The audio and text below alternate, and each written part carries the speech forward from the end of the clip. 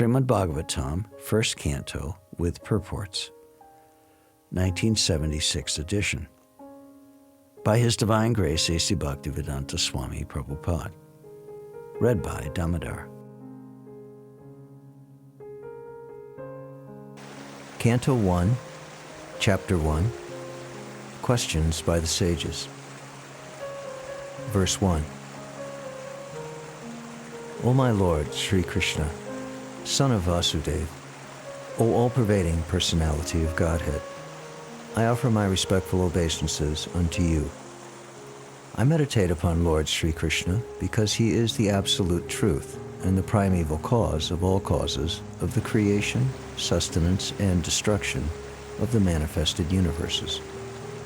He is directly and indirectly conscious of all manifestations, and he is independent because there is no other cause beyond him. It is he only who first imparted the Vedic knowledge unto the heart of Brahmaji, the original living being. By him even the great sages and demigods are placed into illusion, as one is bewildered by the illusory representations of water seen in fire, or land seen on water. Only because of him do the material universes, temporarily manifested by the reactions of the three modes of nature, appear factual, although they are unreal. I therefore meditate upon him, Lord Sri Krishna, who is eternally existent in the transcendental abode, which is forever free from the illusory representations of the material world. I meditate upon him, for he is the absolute truth. Purport. Obeisances unto the personality of Godhead, Vasudeva, directly indicate Lord Sri Krishna, who is the divine son of Vasudeva and Devaki. This fact will be more explicitly explained in the text of this work. Sri Vyasadeva asserts herein that Sri Krishna is the original personality of Godhead, and all others are his direct or indirect plenary portions or portions of the portion. Srila Jiva Goswami has even more explicitly explained the subject matter in his Krishna Sandarbha. And Brahma, the original living being, has explained the subject of Sri Krishna substantially in his treatise named Brahma Samhita. In the Samaveda Upanishad, it is also stated that Lord Sri Krishna is the divine son of Devaki. Therefore, in this prayer, the first proposition holds that Lord Sri Krishna is the primeval Lord, and if any transcendental nomenclature is to be understood as belonging to the absolute personality of Godhead, it must be the name indicated by the word Krishna, which means the all-attractive. In Bhagavad Gita, in many places, the Lord asserts himself to be the original personality of Godhead, and this is confirmed by Arjuna, and also by great sages like Narada, Vyas, and many others. In the Padma Purana, it is also stated that out of the innumerable names of the Lord, the name of Krishna is the principal one. Vasudeva indicates the plenary portion of the personality of Godhead, and all the different forms of the Lord, being identical with Vasudeva, are indicated in this text. The name Vasudeva particularly indicates the divine son of Vasudeva and Devaki. Sri Krishna is always meditated upon by the Paramahansas, who are the perfected ones among those in the renounced order of life. Vasudeva, or Lord Sri Krishna, is the cause of all causes. Everything that exists emanates from the Lord. How this is so is explained in later chapters of this work. This work is described by Mahaprabhu Sri Chaitanya as the spotless Purana, because it contains the transcendental narration of the personality of Godhead, Sri Krishna. The history of the Srimad Bhagavatam is also very glorious. It was compiled by Sri Vyasadeva after he had attained maturity in transcendental knowledge. He wrote this under the instructions of Sri Naradaji, his spiritual master. Vyasadeva compiled all Vedic literatures containing the four divisions of the Vedas, the Vedanta Sutras, or the Brahma Sutras, the Puranas, the Mahabharata, and so on. But nevertheless, he was not satisfied. His dissatisfaction was observed by his spiritual master, and thus Narada advised him to write on the transcendental activities of Lord Sri Krishna. These transcendental activities are described specifically in the 10th canto of this work. But in order to reach to the very substance, one must proceed gradually by developing knowledge of the categories. It is natural that a philosophical mind wants to know about the origin of the creation. At night he sees the stars in the sky, and he naturally speculates about their inhabitants.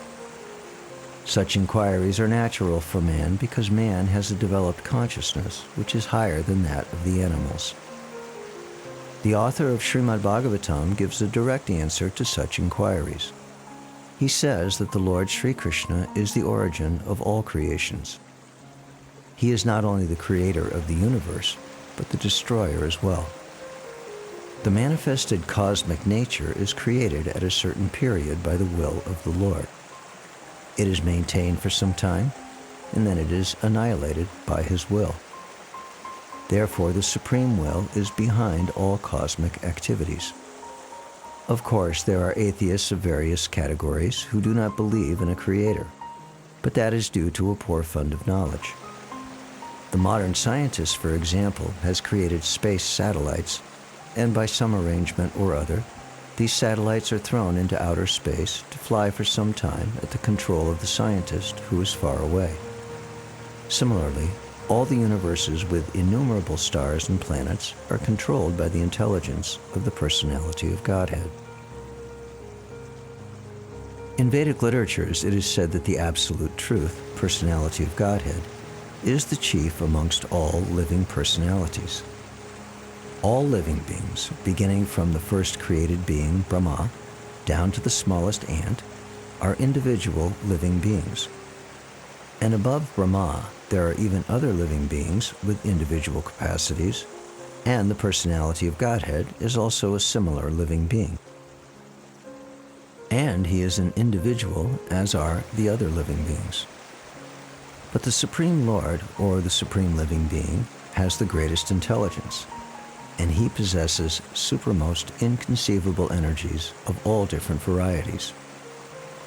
If a man's brain can produce a space satellite, one can very easily imagine how brains higher than man can produce similarly wonderful things which are far superior. The reasonable person will easily accept this argument, but there are stubborn atheists who would never agree. Srila Vyasadeva, however, at once accepts the Supreme Intelligence as the Parameshwar.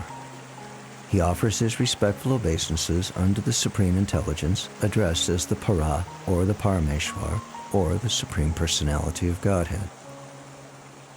And that Parameshwar is Sri Krishna, as admitted in Bhagavad Gita and other scriptures delivered by Sri Vyasadeva, and specifically in this Srimad Bhagavatam. In Bhagavad Gita, the Lord says that there is no other Paratattva, or Samam Bonam, than himself. Therefore, Sri Vyasadeva at once worships the Paratattva, Sri Krishna, whose transcendental activities are described in the 10th canto. Unscrupulous persons go immediately to the 10th canto, and especially to the 5 chapters which describe the Lord's rasa dance. This portion of the Srimad Bhagavatam is the most confidential part of this great literature. Unless one is thoroughly accomplished in the transcendental knowledge of the Lord, one is sure to misunderstand the Lord's worshipable transcendental pastimes called rasa dance and his love affairs with the gopis. This subject matter is highly spiritual, and only the liberated persons who have gradually attained to the stage of Paramahansa can transcendentally relish this rasa dance.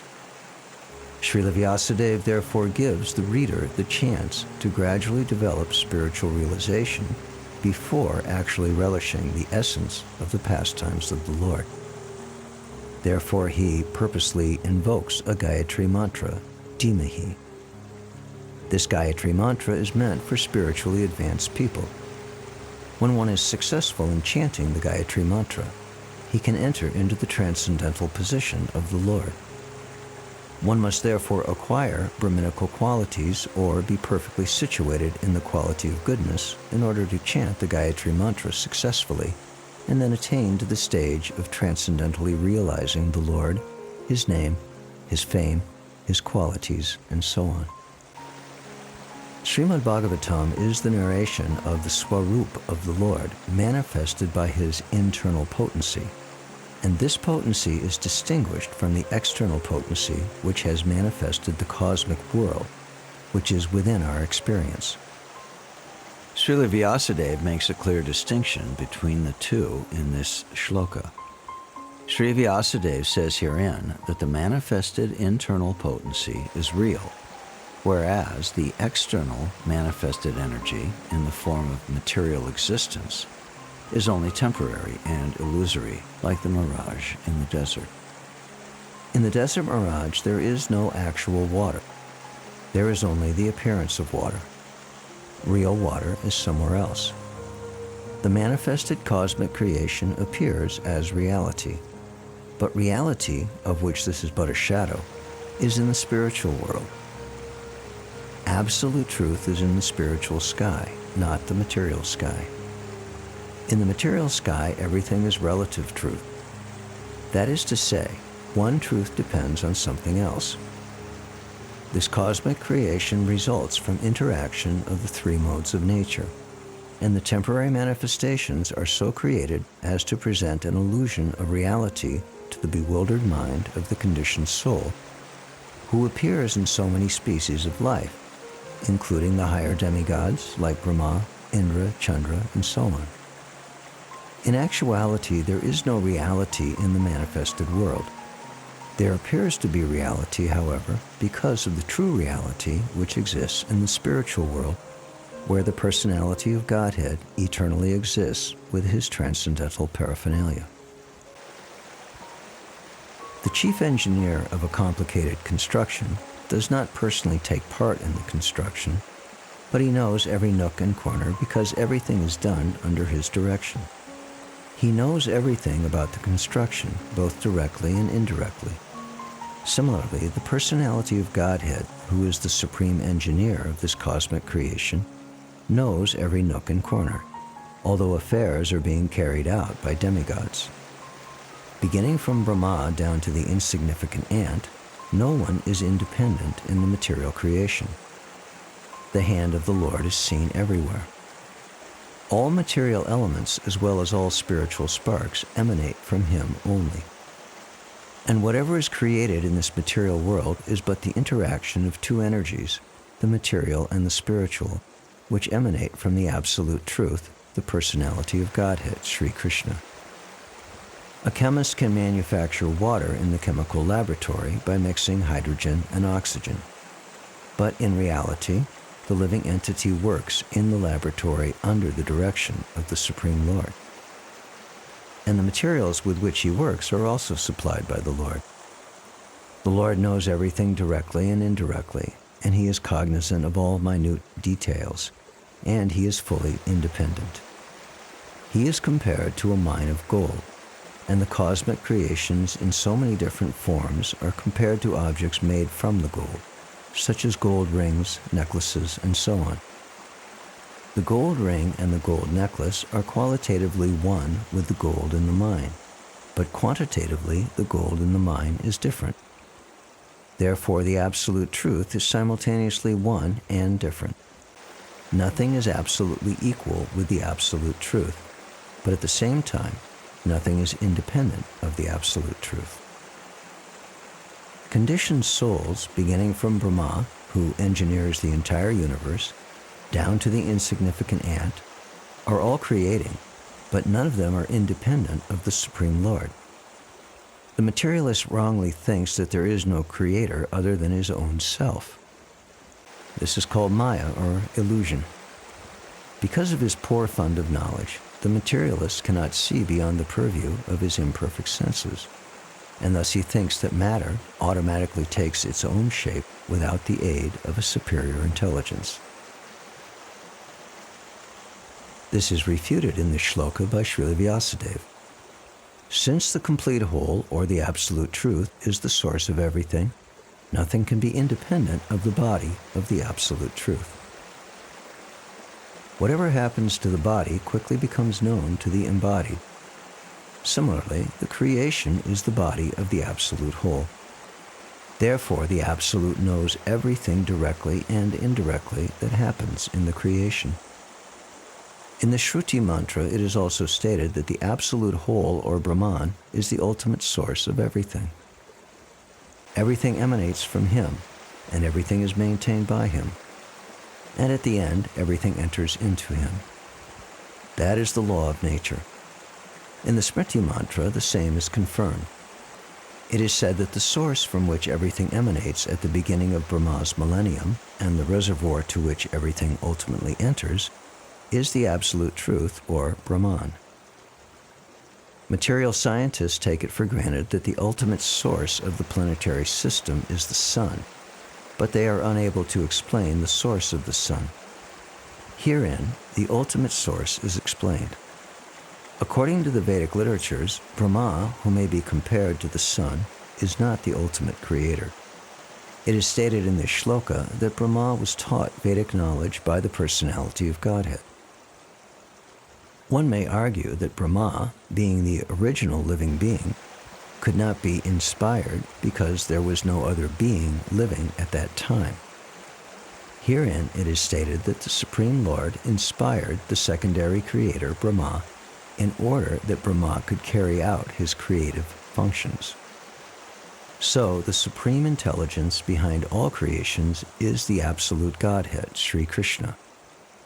In Bhagavad Gita, Lord Sri Krishna states that it is he only who superintends the creative energy, Prakriti, which constitutes the totality of matter. Therefore, Sri Vyasadeva does not worship Brahma, but the Supreme Lord, who guides Brahma in his creative activities. In this shloka, the particular words abhigya and swarat are significant. These two words distinguish the Supreme Lord from all other living entities.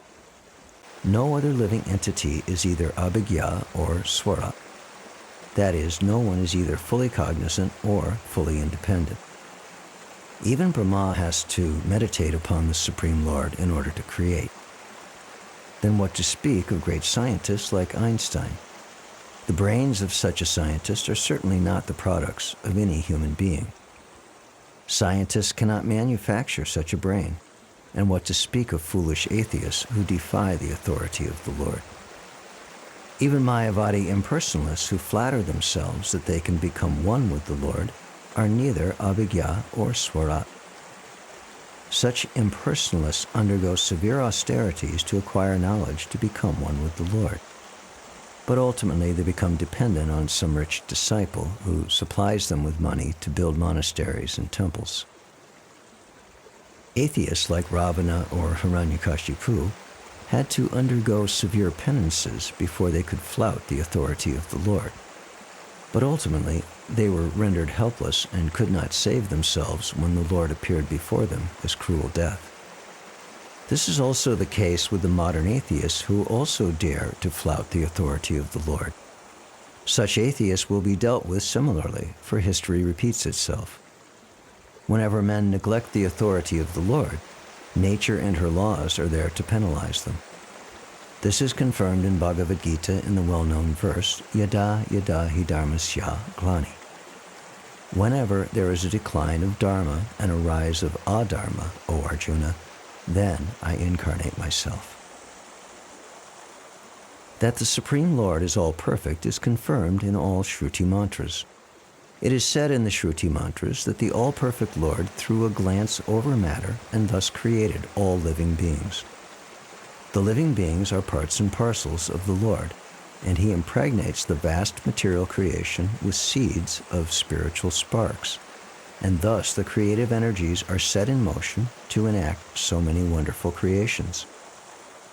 An atheist may argue that God is no more expert than a watchmaker, but of course God is greater because he can create machines in duplicate male and female forms. The male and female forms of different types of machineries go on producing innumerable similar machines without God's further attention. If a man could manufacture such a set of machines that could produce other machines without his attention, then he could approach the intelligence of God. But that is not possible, for each machine has to be handled individually. Therefore, no one can create as well as God. Another name for God is asamordva, which means that no one is equal to or greater than him. Param Satyam, or the Supreme Truth, is he who has no equal or superior. This is confirmed in the Shruti mantras. It is said that before the creation of the material universe, there existed the Lord only, who is master of everyone. That Lord instructed Brahma in Vedic knowledge. That Lord has to be obeyed in all respects. Anyone who wants to get rid of the material entanglement must surrender unto him. This is also confirmed in Bhagavad Gita. Unless one surrenders unto the lotus feet of the Supreme Lord, it is certain that he will be bewildered. When an intelligent man surrenders unto the lotus feet of Krishna and knows completely that Krishna is the cause of all causes, as confirmed in Bhagavad Gita, then only can such an intelligent man become a Mahatma or a great soul. But such a great soul is rarely seen. Only the Mahatmas can understand that the Supreme Lord is the primeval cause of all creations. He is Parama, or ultimate truth, because all other truths are relative to him. He is omniscient. For him, there is no illusion. Some Mayavadi scholars argue that Srimad Bhagavatam was not compiled by Sri Vyasadeva, and some of them suggest that this book is a modern creation written by someone named Bopadev. In order to refute such meaningless arguments, Sri Sridhar Swami points out that there is reference to the Bhagavatam in many of the oldest Puranas. This first shloka of the Bhagavatam begins with the Gayatri Mantra. There is reference to this in the Matsya Purana, which is the oldest Purana. In that Purana, it is said with reference to the Gayatri Mantra in the Bhagavatam that there are many narrations of spiritual instructions beginning with the Gayatri Mantra. And there is the history of Vritasura. Anyone who makes a gift of this great work on a full moon day attains to the highest perfection of life by returning to Godhead. There is reference to the Bhagavatam in other Puranas also, where it is clearly stated that this work was finished in 12 cantos, which include 18,000 shlokas. In the Padma Purana also there is reference to the Bhagavatam in a conversation between Gautama and Maharaj Ambarish. The king was advised therein to read regularly Srimad Bhagavatam if he desired liberation from material bondage. Under the circumstances, there is no doubt about the authority of the Bhagavatam. Within the past 500 years, many erudite scholars and acharyas like Jiva Goswami, Sanatana Goswami, Vishwanath Chakravarti, Vallabhacharya, and many other distinguished scholars, even after the time of Lord Chaitanya, made elaborate commentaries on the Bhagavatam, and the serious student would do well to attempt to go through them to better relish the transcendental messages. Srila Vishwanath Chakravarti Thakur specifically deals with the original and pure sex psychology, or adi rasa, devoid of all mundane inebriety. The whole material creation is moving under the principle of sex life. In modern civilization, sex life is the focal point for all activities. Wherever one turns his face, he sees sex life predominant. Therefore, sex life is not unreal. Its reality is experienced in the spiritual world.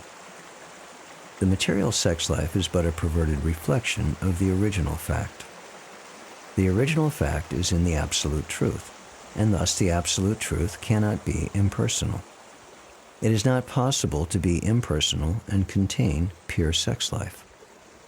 Consequently, the impersonalist philosophers have given indirect impetus to the abominable mundane sex life because they have overstressed the impersonality of the ultimate truth.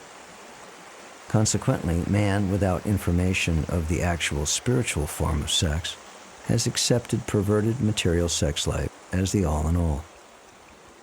There is a distinction between sex life in the diseased material condition and spiritual sex life. This Srimad Bhagavatam will gradually elevate the unbiased reader to the highest perfectional stage of transcendence. It will enable him to transcend the three modes of material activities: fruitive actions, speculative philosophy, and worship of functional deities as inculcated in Vedic verses. Verse 2. Completely rejecting all religious activities which are materially motivated, this Bhagavat Purana propounds the highest truth, which is understandable by those devotees who are fully pure in heart. The highest truth is reality distinguished from illusion for the welfare of all. Such truth uproots the threefold miseries. This beautiful Bhagavatam, compiled by the great sage Vyasadeva in his maturity, is sufficient in itself for God realization. What is the need of any other scripture? As soon as one attentively and submissively hears the message of Bhagavatam, by this culture of knowledge, the Supreme Lord is established within his heart. Purport. Religion includes four primary subjects, namely pious activities, economic development, satisfaction of the senses, and finally liberation from material bondage. Irreligious life is a barbarous condition. Indeed, human life begins when religion begins. Eating, sleeping, fearing, and mating are the four principles of animal life. These are common both to the animals and to human beings. But religion is the extra function of the human being. Without religion, human life is no better than animal life. Therefore, in human societies, there is some form of religion which aims at self-realization and which makes reference to man's eternal relationship with God. In the lower stages of human civilization, there is always competition to lord it over the material nature, or, in other words, there is a continuous rivalry to satisfy the senses. Driven by such consciousness, man turns to religion. He thus performs pious activities or religious functions in order to gain something material. But if such material gains are obtainable in other ways, then so-called religion is neglected. This is the situation in modern civilization. Man is thriving economically, so at present he is not very interested in religion. Churches, mosques, or temples are now practically vacant. Men are more interested in factories, shops, and cinemas than in religious places which were erected by their forefathers.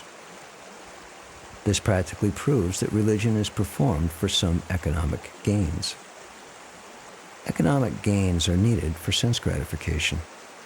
Often when one is baffled in the pursuit of sense gratification, he takes to salvation and tries to become one with the Supreme Lord. Consequently, all these states are simply different types of sense gratification. In the Vedas, the above-mentioned four activities are prescribed in the regulative way, so that there will not be any undue competition for sense gratification. But Srimad Bhagavatam is transcendental to all these sense gratificatory activities. It is purely transcendental literature, which can be understood only by the pure devotees of the Lord, who are transcendental to competitive sense gratification. In the material world, there is keen competition between animal and animal, man and man, community and community, nation and nation. But the devotees of the Lord rise above such competitions. They do not compete with the materialists because they are on the path back to Godhead, where life is eternal and blissful. Such transcendentalists are non-envious and pure in heart. In the material world, everyone is envious of everyone else, and therefore there is competition. But the transcendental devotees of the Lord are not only free from material envy, but are well-wishers to everyone, and they strive to establish a competitionless society with God in the center. The contemporary socialist conception of a competitionless society is artificial, because in the socialist state there is competition for the post of dictator. From the point of view of the Vedas, or from the point of view of common human activities, sense gratification is the basis of material life. There are 3 paths mentioned in the Vedas. One involves fruitive activities to gain promotion to better planets. Another involves worshipping different demigods for promotion to the planets of the demigods. And another involves realizing the absolute truth and his impersonal feature and becoming one with him. The impersonal aspect of the absolute truth is not the highest. Above the impersonal feature is the Paramatma feature, and above this is the personal feature of the absolute truth, or Bhagwan. Srimad Bhagavatam gives information about the absolute truth in his personal feature. It is higher than impersonalist literatures and higher than the Jnana-kanda division of the Vedas. It is even higher than the Karma-kanda division and even higher than the Upasana-kanda division, because it recommends the worship of the Supreme Personality of Godhead, Lord Sri Krishna. In the Karma-kanda, there is competition to reach heavenly planets for better sense gratification, and there is similar competition in the Jnana-kanda and the Upasana-kanda. The Srimad Bhagavatam is superior to all of these because it aims at the supreme truth, which is the substance or the root of all categories. From Srimad Bhagavatam, one can come to know the substance as well as the categories. The substance is the absolute truth, the Supreme Lord, and all emanations are relative forms of energy. Nothing is apart from the substance, but at the same time the energies are different from the substance. This conception is not contradictory.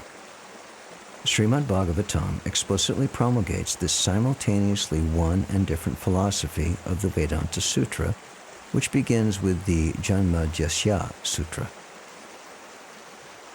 This knowledge that the energy of the Lord is simultaneously one with and different from the Lord is an answer to the mental speculator's attempt to establish the energy as the absolute. When this knowledge is factually understood, one sees the conceptions of monism and dualism to be imperfect. Development of this transcendental consciousness, grounded in the conception of simultaneously one and different, leads one immediately to the stage of freedom from the threefold miseries. The threefold miseries are: 1, those miseries which arise from the mind and body; 2, those miseries inflicted by other living beings; and 3, those miseries arising from natural catastrophes over which one has no control. Srimad Bhagavatam begins with the surrender of the devotee unto the Absolute Person. The devotee is fully aware that he is one with the Absolute and at the same time in the eternal position of servant to the Absolute. In the material conception, one falsely thinks himself the Lord of all he surveys, and therefore he is always troubled by the threefold miseries of life. But as soon as one comes to know his real position as transcendental servant, he at once becomes free from all miseries. As long as the living entity is trying to master material nature, there is no possibility of his becoming servant of the Supreme. Service to the Lord is rendered in pure consciousness of one's spiritual identity. By service, one is immediately freed from material encumbrances. Over and above this, Srimad Bhagavatam is a personal commentation on the Vedanta Sutra by Sri Vyasadeva. It was written in the maturity of his spiritual life through the mercy of Narada. Sri Vyasadeva is the authorized incarnation of Narayan, the personality of Godhead. Therefore, there is no question as to his authority. He is the author of all other Vedic literatures, yet he recommends the study of Srimad Bhagavatam above all others. In other Puranas, there are different methods set forth by which one can worship the demigods. But in the Bhagavatam, only the Supreme Lord is mentioned. The Supreme Lord is the total body, and the demigods are the different parts of that body. Consequently, by worshiping the Supreme Lord, one does not need to worship the demigods. The Supreme Lord becomes fixed in the heart of the devotee immediately. Lord Chaitanya Mahaprabhu has recommended the Srimad Bhagavatam as the spotless Purana and distinguishes it from all other Puranas. The proper method for receiving this transcendental message is to hear it submissively. A challenging attitude cannot help one realize this transcendental message. One particular word is used herein for proper guidance. This word is sushrushu. One must be anxious to hear this transcendental message. The desire to sincerely hear is the first qualification. Less fortunate persons are not at all interested in hearing this Srimad Bhagavatam. The process is simple, but the application is difficult. Unfortunate people find enough time to hear idle social and political conversations, but when invited to attend a meeting of devotees to hear Srimad Bhagavatam, they suddenly become reluctant. Sometimes professional readers of the Bhagavatam immediately plunge into the confidential topics of the pastimes of the Supreme Lord, which they seemingly interpret as sex literature. Srimad Bhagavatam is meant to be heard from the beginning. Those who are fit to assimilate this work are mentioned in this shloka. One becomes qualified to hear Srimad Bhagavatam after many pious deeds. The intelligent person with thoughtful discretion can be assured by the great sage Vyasadeva that he can realize the Supreme Personality directly by hearing Srimad Bhagavatam. Without undergoing the different stages of realization set forth in the Vedas, one can be lifted immediately to the position of Paramahansa simply by agreeing to receive this message. Verse 3. O expert and thoughtful men, relish Srimad Bhagavatam, the mature fruit of the desire tree of Vedic literatures. It emanated from the lips of Sri Shukadeva Goswami. Therefore, this fruit has become even more tasteful, although its nectarian juice was already relishable for all, including liberated souls. Purport. In the two previous shlokas, it has been definitely proved that the Srimad Bhagavatam is the sublime literature which surpasses all other Vedic scriptures due to its transcendental qualities. It is transcendental to all mundane activities and mundane knowledge. In this shloka, it is stated that Srimad Bhagavatam is not only a superior literature, but is the ripened fruit of all Vedic literatures. In other words, it is the cream of all Vedic knowledge. Considering all this, patient and submissive hearing is definitely essential. With great respect and attention, one should receive the message and lessons imparted by the Srimad Bhagavatam. The Vedas are compared to the desire tree because they contain all things knowable by man. They deal with mundane necessities as well as spiritual realization. The Vedas contain regulated principles of knowledge covering social, political, religious, economic, military, medicinal, chemical, physical, and metaphysical subject matter, and all that may be necessary to keep the body and soul together. Above and beyond all this are specific directions for spiritual realization. Regulated knowledge involves a gradual raising of the living entity to the spiritual platform, and the highest spiritual realization is knowledge that the personality of Godhead is the reservoir of all spiritual tastes, or rasas. Every living entity, beginning from Brahma, the firstborn living being within the material world, down to the insignificant ant, desires to relish some sort of taste derived from sense perceptions. These sensual pleasures are technically called rasas. Such rasas are of different varieties.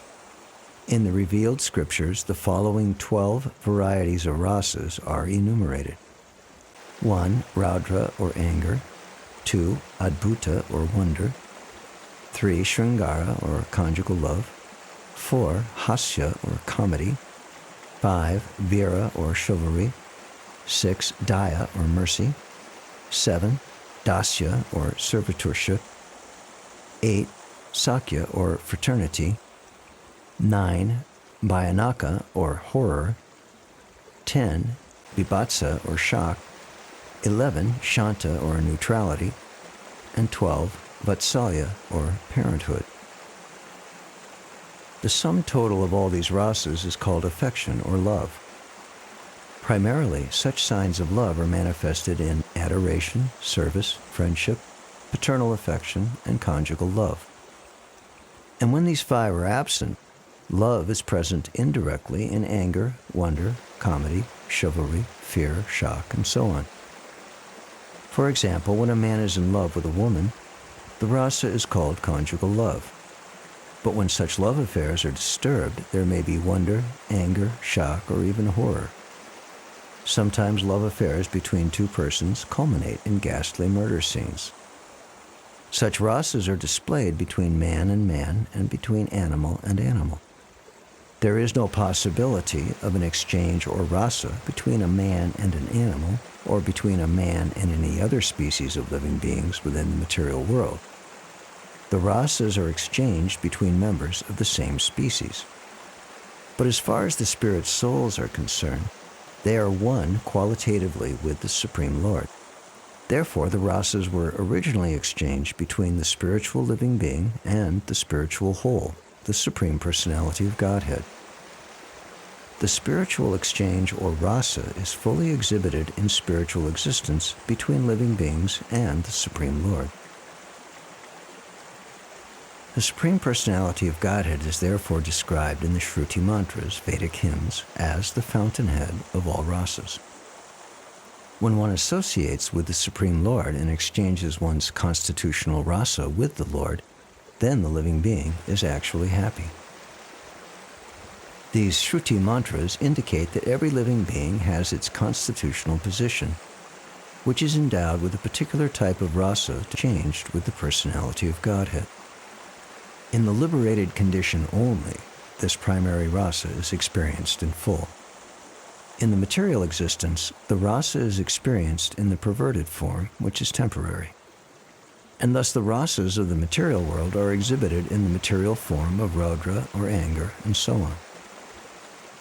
Therefore, one who attains full knowledge of these different rasas, which are the basic principles of activities, can understand the false representations of the original rasas which are reflected in the material world. The learned scholar seeks to relish the real rasa in the spiritual form. In the beginning, he desires to become one with the Supreme. Thus, less intelligent transcendentalists cannot go beyond this conception of becoming one with the spirit whole without knowing of the different rasas. In this shloka, it is definitely stated that spiritual rasa, which is relished even in the liberated stage, can be experienced in the literature of the Srimad Bhagavatam due to its being the ripened fruit of all Vedic knowledge. By submissively hearing this transcendental literature, one can attain the full pleasure of his heart's desire.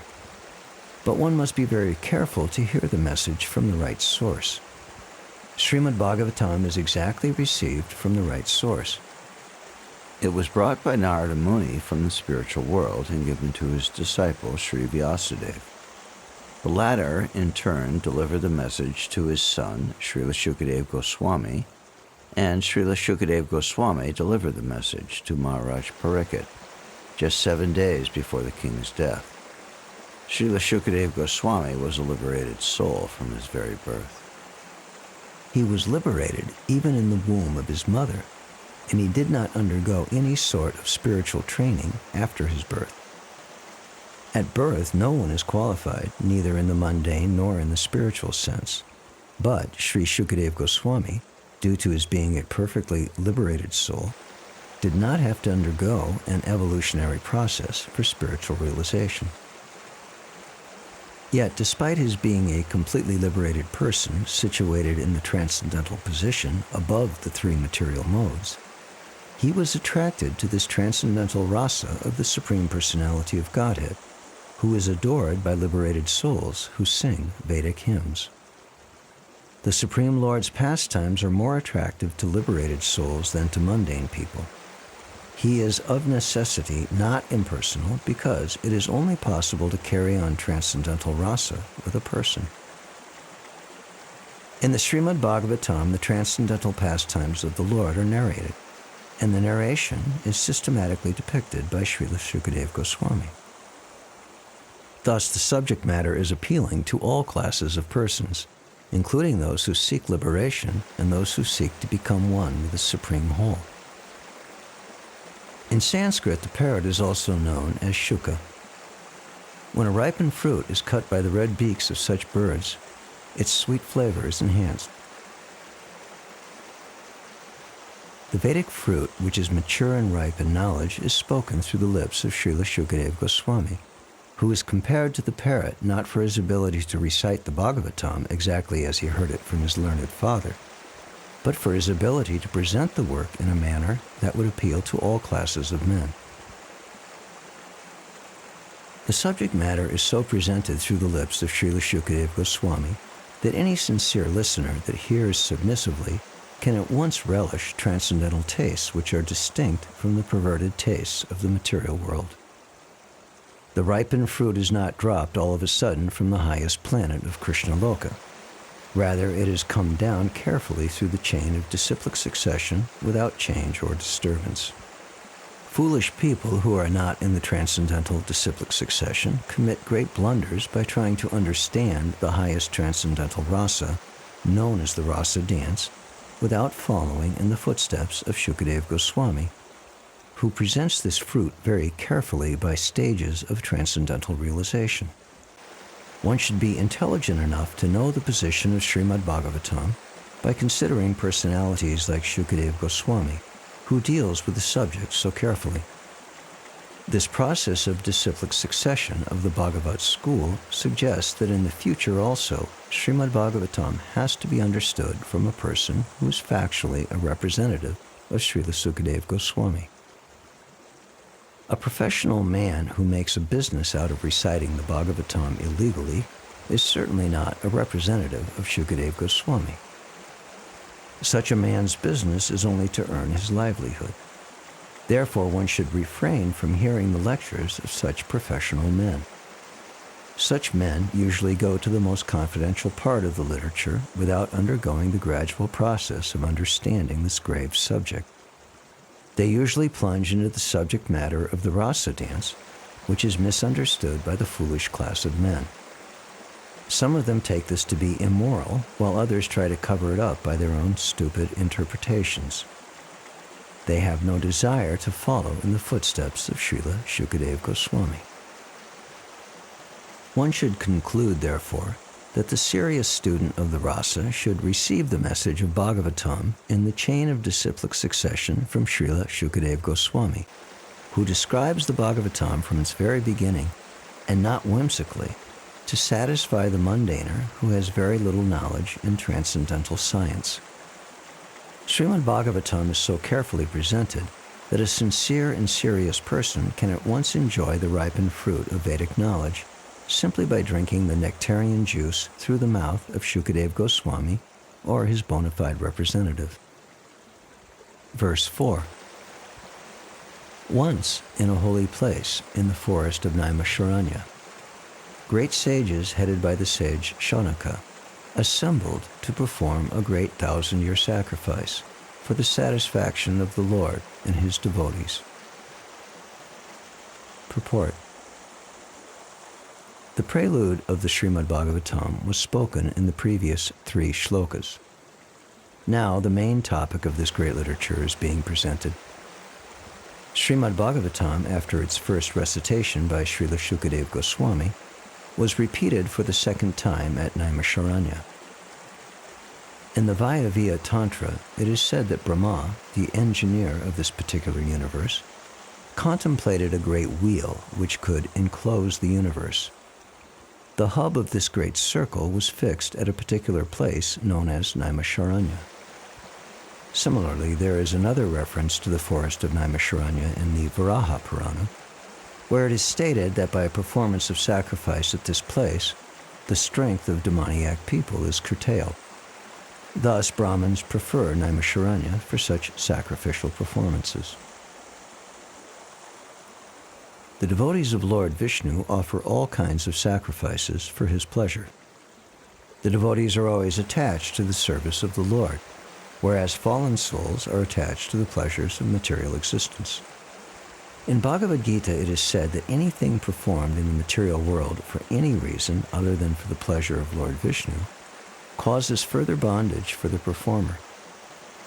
It is enjoined, therefore, that all acts must be performed sacrificially for the satisfaction of Vishnu and his devotees. This will bring everyone peace and prosperity.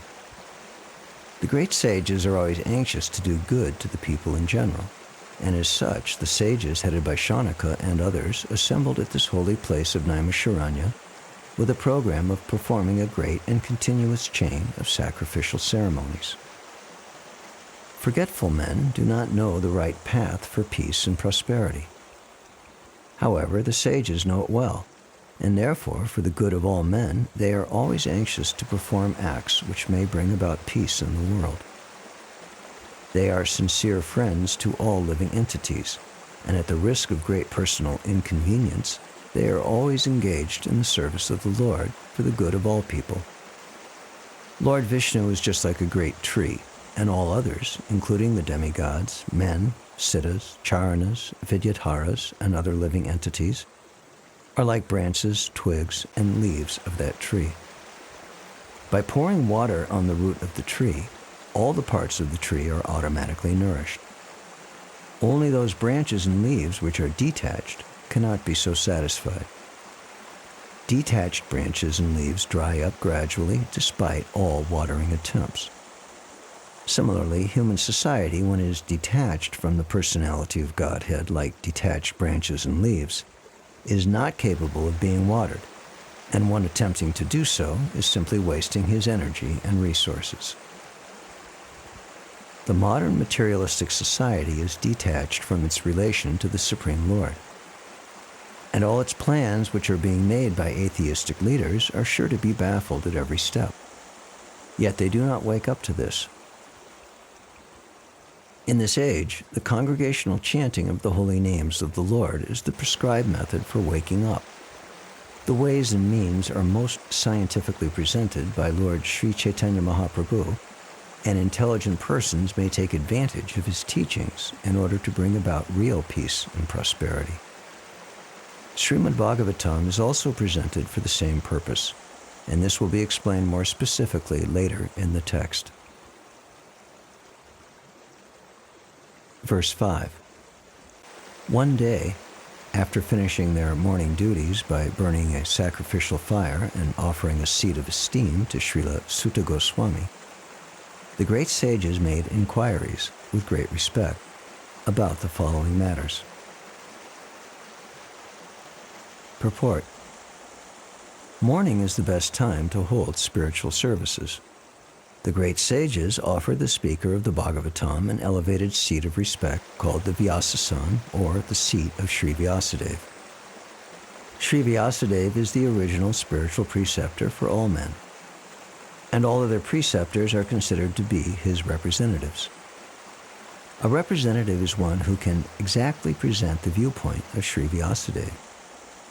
Sri Vyasadeva impregnated the message of Bhagavatam unto Srila Shukadeva Goswami, and Sri Sutta Goswami heard it from him, namely Sri Shukadeva Goswami.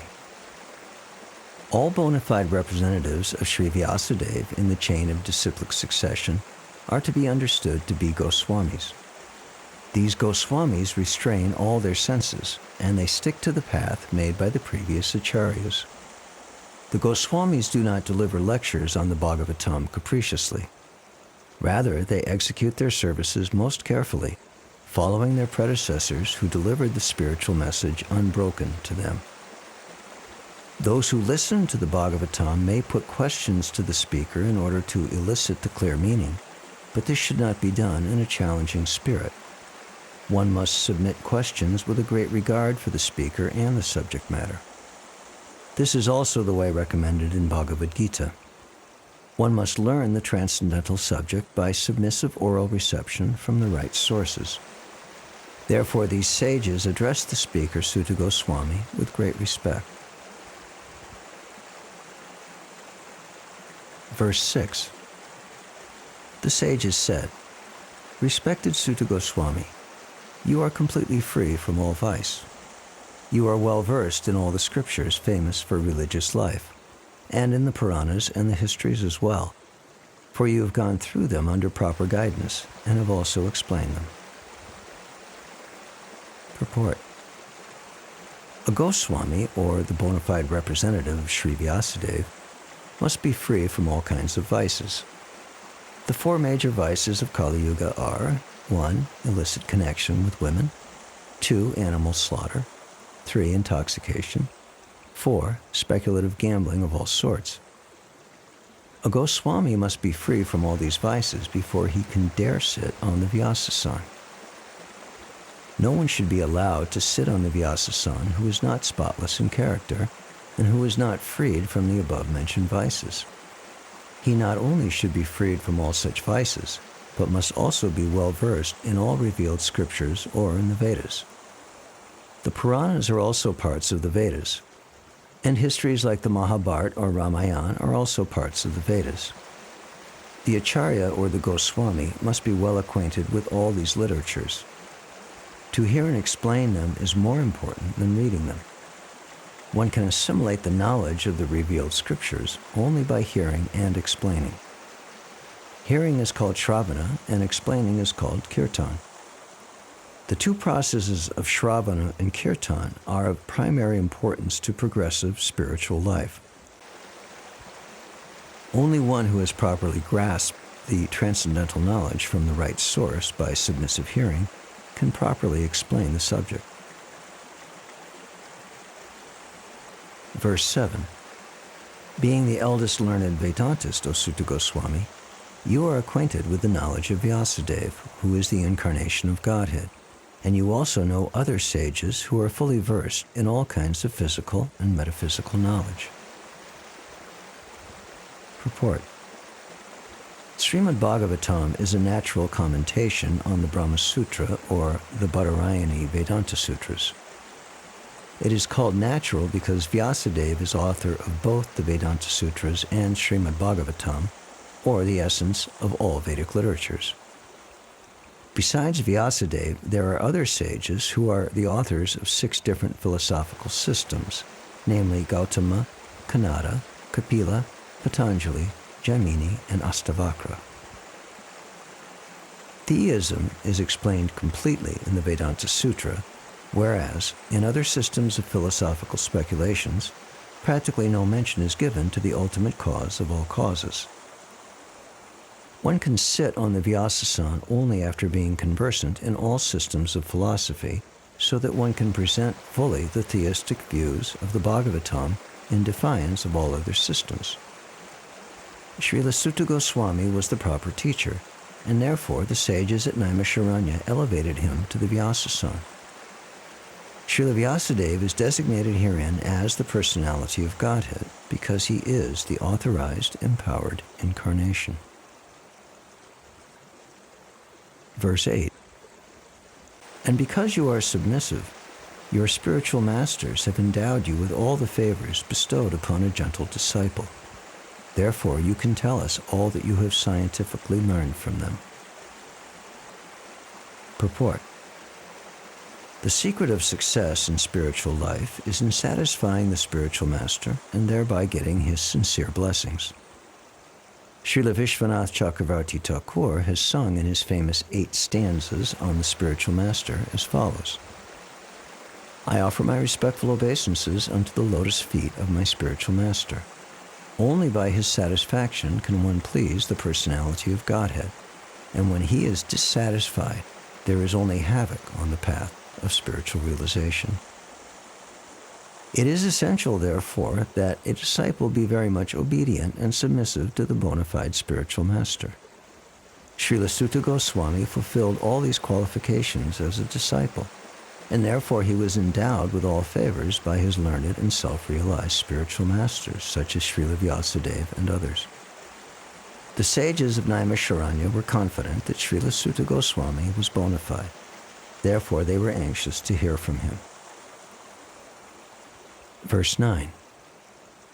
Please, therefore, being blessed with many years, explain to us in an easily understandable way what you have ascertained to be the absolute and ultimate good for the people in general. Purport. In Bhagavad Gita, worship of the Acharya is recommended. The Acharyas and Goswamis are always absorbed in thought of the well-being of the general public, especially their spiritual well-being. Spiritual well-being is automatically followed by material well-being. The acharyas therefore give directions in spiritual well-being for people in general.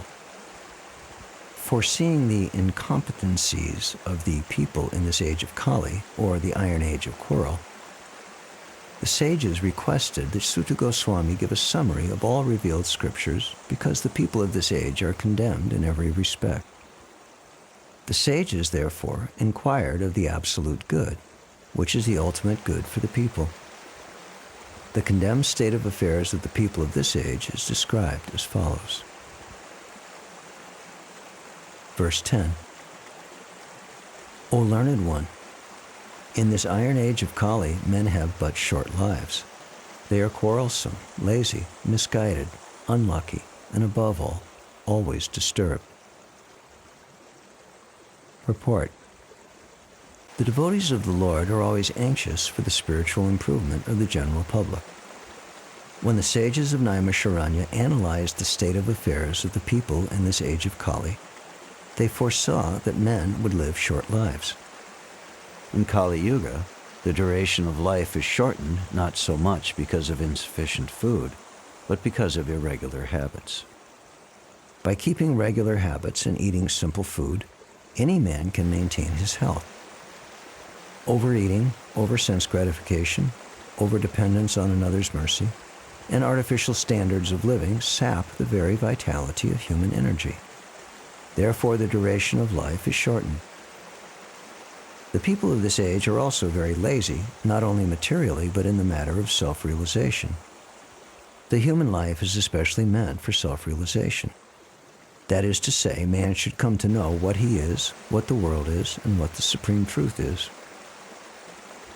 Human life is a means by which the living entity can end all the miseries of the hard struggle for life in material existence, and by which he can return to Godhead, his eternal home. But due to a bad system of education, men have no desire for self-realization. Even if they come to know about it, they unfortunately become victims of misguided teachers. In this age, men are victims not only of different political creeds and parties, but also of many different types of sense-gratificatory diversions, such as cinemas, sports, gambling, clubs, mundane libraries, bad association, smoking, drinking, cheating, pilfering, bickerings, and so on. Their minds are always disturbed and full of anxieties due to so many different engagements. In this age, many unscrupulous men manufacture their own religious faiths which are not based on any revealed scriptures. And very often, people who are addicted to sense gratification are attracted by such institutions. Consequently, in the name of religion, so many sinful acts are being carried on that the people in general have neither peace of mind nor health of body. The student or brahmachari communities are no longer being maintained, and householders do not observe the rules and regulations of the grihastha ashram. Consequently, the so-called vanaprasthas and sannyasis who come out of such grihastha ashrams are easily deviated from the rigid path. In the Kali Yuga, the whole atmosphere is surcharged with faithlessness. Men are no longer interested in spiritual values. Material sense gratification is now the standard of civilization. For the maintenance of such material civilizations, man has formed complex nations and communities, and there is a constant strain of hot and cold wars between these different groups. It has become very difficult, therefore, to raise the spiritual standard due to the present distorted values of human society. The sages of Naimisharanya are anxious to disentangle all fallen souls, and here they are seeking the remedy from Srila Sutta Goswami. Verse 11. There are many varieties of scriptures, and in all of them there are many prescribed duties, which can be learned only after many years of study in their various divisions. Therefore, O sage, please select the essence of all these scriptures and explain it for the good of all living beings, that by such instruction their hearts may be fully satisfied. Purport. Atma, or self, is distinguished from matter and material elements. It is spiritual in constitution, and thus it is never satisfied by any amount of material planning. All scriptures and spiritual instructions are meant for the satisfaction of this self, or Atma. There are many varieties of approaches which are recommended for different types of living beings in different times and in different places. Consequently, the numbers of revealed scriptures are innumerable. There are different methods and prescribed duties recommended in these various scriptures. Taking into consideration the fallen condition of the people in general in this age of Kali, the sages of Naimisharanya suggested that Sri Suta Goswami relate the essence of all such scriptures because in this age it is not possible for the fallen souls to understand and undergo all the lessons of all these various scriptures in a Varna and Ashram system. The Varna and Ashram society was considered to be the best institution for lifting the human being to the spiritual platform. But due to Kali Yuga, it is not possible to execute the rules and regulations of these institutions. Nor is it possible for the people in general to completely sever relations with their families as the Varnashram institution prescribes. The whole atmosphere is surcharged with opposition. And considering this, one can see that spiritual emancipation for the common man in this age is very difficult. The reason the sages presented this matter to Sri Suta Goswami is explained in the following verses. Verse 12. All blessings upon you, O Suta Goswami. You know for what purpose the personality of Godhead appeared in the womb of Devaki as the son of Vasudeva. Purport. Bhagwan means the Almighty God, who is the controller of all opulences, power, fame, beauty, knowledge, and renunciation. He is the protector of his pure devotees. Although God is equally disposed to everyone, he is especially inclined to his devotees. Sat means the absolute truth, and persons who are servitors of the absolute truth are called sattvatas. And the personality of Godhead who protects such pure devotees is known as the protector of the sattvatas. Bhadram te, or blessings upon you, indicates the sage's anxiety to know the absolute truth from the speaker. Lord Sri Krishna, the Supreme Personality of Godhead, appeared to Devaki, the wife of Vasudeva. Vasudeva is the symbol of the transcendental position wherein the appearance of the Supreme Lord takes place. Verse 13. O Suta Goswami, we are eager to learn about the personality of Godhead and his incarnations. Please explain to us those teachings imparted by previous masters or acharyas, for one is uplifted both by speaking them and by hearing them. Purport. The conditions for hearing the transcendental message of the Absolute Truth are set forth herein. The first condition is that the audience must be very sincere and eager to hear, and the speaker must be in the line of disciplic succession from the recognized acharya. The transcendental message of the Absolute is not understandable by those who are materially absorbed. Under the direction of a bona fide spiritual master, one becomes gradually purified. Therefore, one must be in the chain of disciplic succession and learn the spiritual art of submissive hearing. In the case of Suta Goswami and the sages of Naimisharanya, all these conditions are fulfilled because Srila Suta Goswami is in the line of Srila Vyasadeva, and the sages of Naimisharanya are all sincere souls who are anxious to learn the truth. Thus, the transcendental topics of Lord Sri Krishna's superhuman activities, his incarnation, his birth, appearance or disappearance, his forms, his names, and so on, are all easily understandable because all requirements are fulfilled. Such discourses help all men on the path of spiritual realization. Verse 14. Living beings who are entangled in the complicated meshes of birth and death can be freed immediately by even unconsciously chanting the holy name of Krishna, which is feared by fear personified. Purport. Vasudeva, or Lord Krishna, the absolute personality of Godhead, is the supreme controller of everything. There is no one in creation who is not afraid of the rage of the Almighty. Great asuras like Ravana, Hiranyakashipu, Kamsa, and others, who were very powerful living entities, were all killed by the personality of Godhead.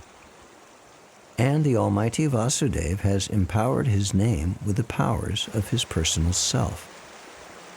Everything is related to him, and everything has its identity in him. It is stated herein that the name of Krishna is feared even by fear personified.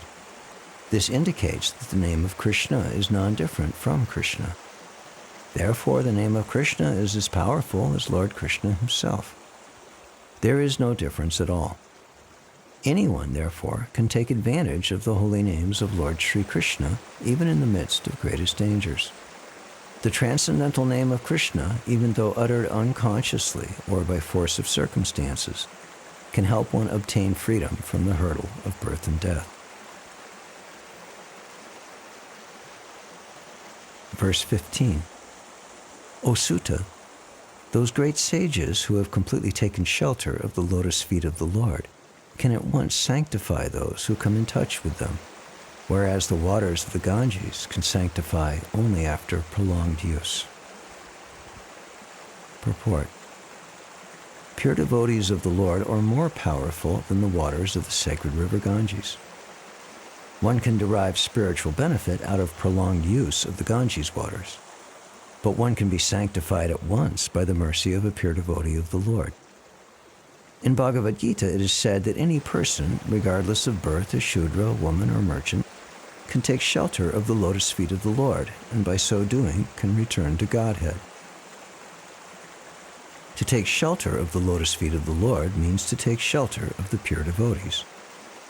The pure devotees whose only business is serving are honored by the names Prabhupada and Vishnupad, which indicate such devotees to be representatives of the lotus feet of the Lord.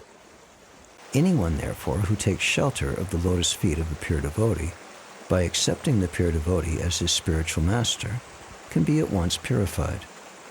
Such devotees of the Lord are honored equally with the Lord because they are engaged in the most confidential service of the Lord, for they deliver out of the material world the fallen souls whom the Lord wants to return home back to Godhead.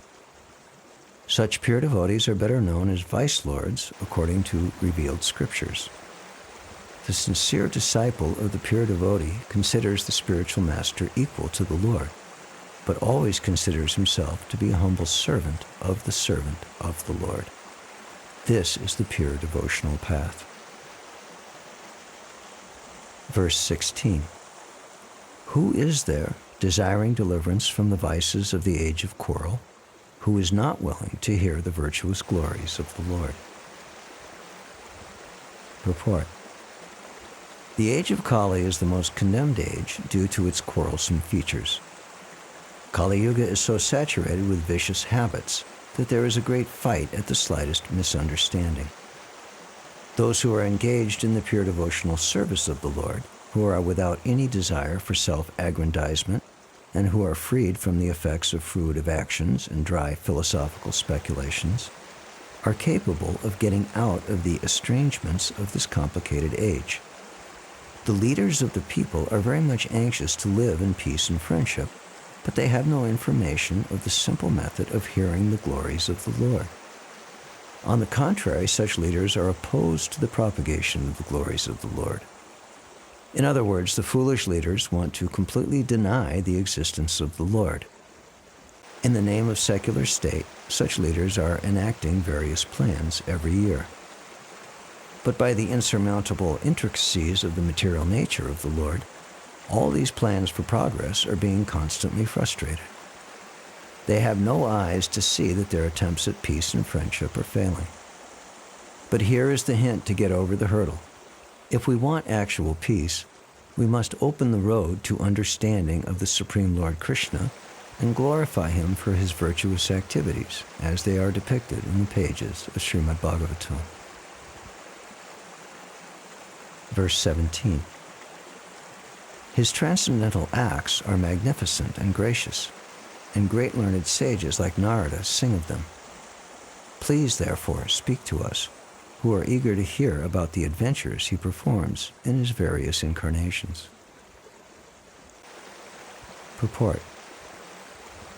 The personality of Godhead is never inactive, as some less intelligent persons suggest. His works are magnificent and magnanimous. His creations, both material and spiritual, are all wonderful and contain all variegatedness. They are described nicely by such liberated souls as Srila Narada, Vyas, Valmiki, Devala, Asita, Madhva, Sri Chaitanya, Ramanuja, Vishnu Swami, Nimbarka, Sridhar, Vishwanath, Baladev, Bhaktivinoda, Siddhanta Saraswati, and many other learned and self-realized souls. These creations, both material and spiritual, are full of opulence, beauty, and knowledge, but the spiritual realm is more magnificent due to its being full of knowledge, bliss, and eternity. The material creations are manifested for some time as perverted shadows of the spiritual kingdom and can be likened to cinemas. They attract people of less intelligent caliber who are attracted by false things. Such foolish men have no information of the reality, and they take it for granted that the false material manifestation is the all-in-all.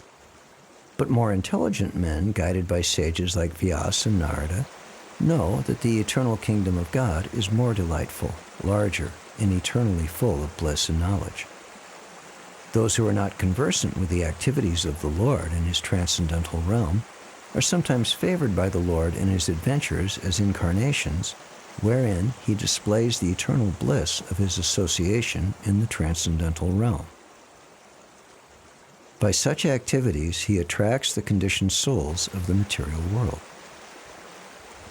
Some of these conditioned souls are engaged in the false enjoyment of material senses, and others are simply negating their real life in the spiritual world. These less intelligent persons are known as karmis, or fruit of workers, and jnanis, or dry mental speculators. But above these two classes of men is the transcendentalist known as sattvata, or the devotee, who is busy neither with rampant material activity nor with material speculation. He is engaged in the positive service of the Lord, and thereby he derives the highest spiritual benefit unknown to the karmis and jnanis. As the supreme controller of both the material and spiritual worlds, the Lord has different incarnations of unlimited categories. Incarnations like Brahma, Rudra, Manu, Prithu, and Vyas are his material qualitative incarnations, but his incarnations like Ram, Nrsimha, Varaha, and Vamana are his transcendental incarnations. Lord Sri Krishna is the fountainhead of all incarnations, and he is therefore the cause of all causes. Verse 18. O wise Sutta, please narrate to us the transcendental pastimes of the Supreme Godhead's multi-incarnations. Such auspicious adventures and pastimes of the Lord, the Supreme Controller, are performed by his internal powers. Purport. For the creation, maintenance, and destruction of the material worlds, the Supreme Lord, Personality of Godhead himself, appears in many thousands of forms of incarnations, and the specific adventures found in those transcendental forms are all auspicious. Both those who are present during such activities and those who hear the transcendental narrations of such activities are benefited. Verse 19. We never tire of hearing the transcendental pastimes of the Personality of Godhead, who is glorified by hymns and prayers. Those who have developed a taste for transcendental relationships with him relish hearing of his pastimes at every moment. Purport. There is a great difference between mundane stories, fiction or history, and the transcendental pastimes of the Lord. The histories of the whole universe contain references to the pastimes of the incarnations of the Lord. The Ramayana, the Mahabharata, and the Puranas are histories of bygone ages recorded in connection with the pastimes of the incarnations of the Lord, and therefore remain fresh even after repeated readings. For example, anyone may read Bhagavad Gita or the Srimad Bhagavatam repeatedly throughout his whole life, and yet find in them new light of information. Mundane news is static, whereas transcendental news is dynamic, inasmuch as the spirit is dynamic and matter is static. Those who have developed a taste for understanding the transcendental subject matter are never tired of hearing such narrations. One is quickly satiated by mundane activities, but no one is satiated by transcendental or devotional activities. Uttama Shloka indicates that literature which is not meant for nescients. Mundane literature is in the mode of darkness or ignorance, whereas transcendental literature is quite different. Transcendental literature is above the mode of darkness, and its light becomes more luminous with progressive reading and realization of the transcendental subject matter. The so-called liberated persons are never satisfied by the repetition of the words Aham Brahmasmi. Such artificial realization of Brahman becomes hackneyed, and so to relish real pleasure they turn to the narrations of the Srimad Bhagavatam. Those who are not so fortunate turn to altruism and worldly philanthropy. This means the Mayavad philosophy is mundane, whereas the philosophy of Bhagavad Gita and Srimad Bhagavatam is transcendental. Verse 20. Lord Sri Krishna, the personality of Godhead, along with Balaram, played like a human being, and so masked he performed many superhuman acts. Purport. The doctrines of anthropomorphism and zoomorphism are never applicable to Sri Krishna or the personality of Godhead. The theory that a man becomes God by dint of penance and austerities is very much rampant nowadays, especially in India. Since Lord Ram, Lord Krishna, and Lord Chaitanya Mahaprabhu were detected by the sages and saints to be the personality of Godhead as indicated in revealed scriptures, many unscrupulous men have created their own incarnations. This process of concocting an incarnation of God has become an ordinary business, especially in Bengal. Any popular personality with a few traits of mystic powers will display some feat of jugglery and easily become an incarnation of Godhead by popular vote. Lord Sri Krishna was not that type of incarnation. He was actually the personality of Godhead from the very beginning of his appearance. He appeared before his so-called mother as four-armed Vishnu.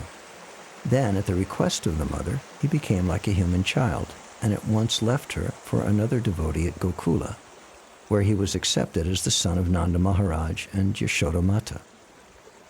Similarly, Sri Baladev, the counterpart of Lord Sri Krishna, was also considered a human child born of another wife of Sri Vasudeva. In Bhagavad Gita, the Lord says that his birth and deeds are transcendental, and that anyone who is so fortunate as to know the transcendental nature of his birth and deeds will at once become liberated and eligible to return to the kingdom of God. So knowledge of the transcendental nature of the birth and deeds of Lord Sri Krishna is sufficient for liberation. In the Bhagavatam, the transcendental nature of the Lord is described in 9 cantos, and in the 10th canto, his specific pastimes are taken up. All this becomes known as one's reading of this literature progresses. It is important to note here, however, that the Lord exhibited his divinity even from the lap of his mother, that his deeds are all superhuman, he lifted Govardhan Hill at the age of 7, and that all these acts definitely prove him to be actually the Supreme Personality of Godhead. Yet, due to his mystic covering, he was always accepted as an ordinary human child by his so-called father and mother and other relatives. Whenever some Herculean task was performed by him, the father and mother took it otherwise, and they remained satisfied with unflinching filial love for their son. As such, the sages of Naimisharanya describe him as apparently resembling a human being, but actually, he is the Supreme Almighty Personality of Godhead.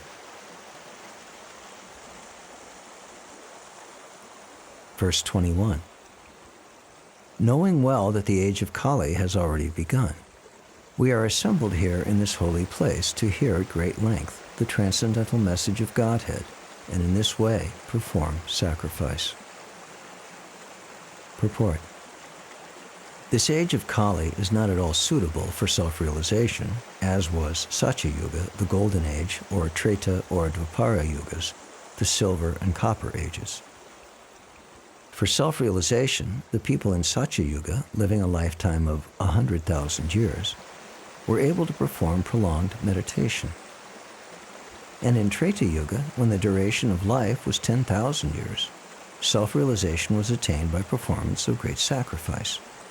And in the Dwapara Yuga, when the duration of life was 1,000 years, self-realization was attained by worship of the Lord.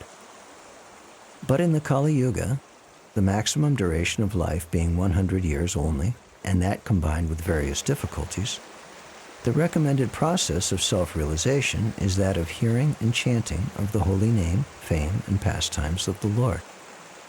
The sages of Naimisharanya began this process in a place meant specifically for the devotees of the Lord. They prepared themselves to hear the pastimes of the Lord over a period of 1,000 years. By the example of these sages, one should learn that regular hearing and recitation of the Bhagavatam is the only way for self-realization. Other attempts are simply a waste of time, for they do not give any tangible results. Lord Sri Chaitanya Mahaprabhu preached this system of Bhagavat Dharma, and he recommended that all those who were born in India should take the responsibility of broadcasting the messages of Lord Sri Krishna, primarily the message of Bhagavad Gita. And when one is well established in the teachings of Bhagavad Gita, he can take up the study of Srimad Bhagavatam for further enlightenment and self-realization. Verse 22. We think that we have met your goodness by the will of providence, just so that we may accept you as captain of the ship for those who desire to cross the difficult ocean of Kali, which deteriorates all the good qualities of a human being. Purport. The age of Kali is very dangerous for the human being. Human life is simply meant for self-realization, but due to this dangerous age, men have completely forgotten the aim of life. In this age, the lifespan will gradually decrease. People will gradually lose their memory, finer sentiments, strength, and better qualities. A list of the anomalies for this age is given in the 12th canto of this work. And so this age is very difficult for those who want to utilize this life for self-realization. The people are so busy with sense gratification that they completely forget about self-realization.